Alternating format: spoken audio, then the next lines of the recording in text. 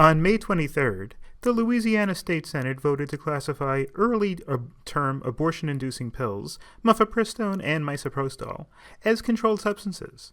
The bill was signed by Governor Jeff Landry the next day, and barring appeal, the law will go into effect in October. The law classifies the two drugs as Schedule IV substances, meaning that they require greater oversight due to a potential abuse or dependence. For comparison, benzodiazepines used to control anxiety, such as Xanax and Valium, have the same classification. In essence, the two abortion pills cannot be purchased or distributed without a doctor's prescription. Interestingly, pregnant women themselves are not subject to prosecution under the law, which provides only for the punishment of others who help them obtain the drugs illegally, including doctors, family, and friends. Women who are not pregnant but want to acquire them as a precaution are likewise subject to prosecution. It is undisputed that the two affected drugs also have important medical uses outside abortion, including aiding in labor and delivery, treating miscarriage, and preventing gastrointestinal ulcers.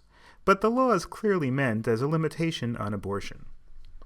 Louisiana is one of 12 states that have banned almost all forms of abortion in the wake of the 2022 U.S. Supreme Court case, Dobbs v. Jackson Women's Health Organization, which overturned Roe v. Wade, and assigned the decision of whether and how to regulate abortion to the states.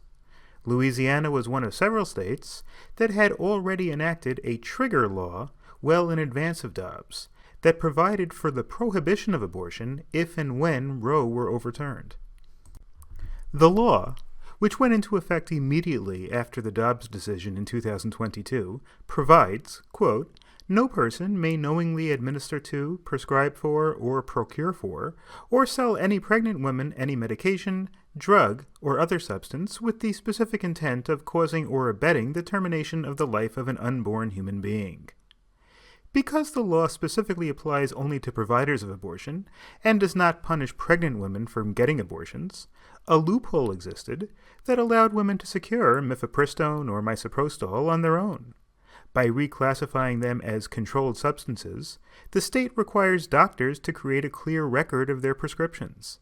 If doctors are later challenged on why they issued these prescriptions, they may be required to justify the prescription on non-abortion grounds or face criminal prosecution. Louisiana legislators justified the law by saying that it will prevent coerced abortions. State Senator Thomas Presley said during a debate that he brought the bill forward after the estranged husband of his sister put abortion medication in her drinks without her consent, while she was pregnant with the couple's third child. He argued that requiring a prescription would make it harder for people to trick or coerce women to take the pill. However, some medical professionals have criticized the measure. Dr. Jennifer Aveno, the director of the New Orleans Health Department, told NBC News that these drugs are safe and effective, and that they are not dangerous drugs of abuse to be on a schedule of controlled substance. She also commented, quote, "From a medical standpoint, healthcare providers think this is bad science and not well informed. Some doctors have said that it will make it harder for them to prescribe the medicines that they use for other important reproductive healthcare needs, and could delay treatment."